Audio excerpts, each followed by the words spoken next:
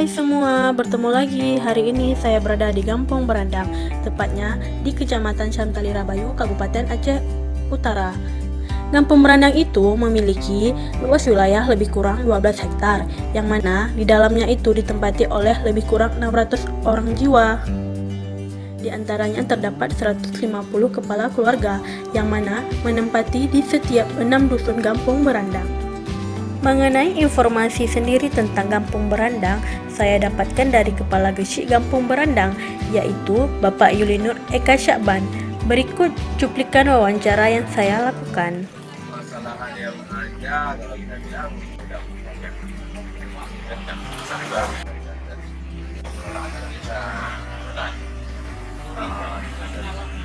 yang administrasi bangsa banget. Mungkin sampai di sini observasi yang saya lakukan.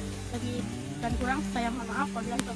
Wassalamualaikum warahmatullahi wabarakatuh.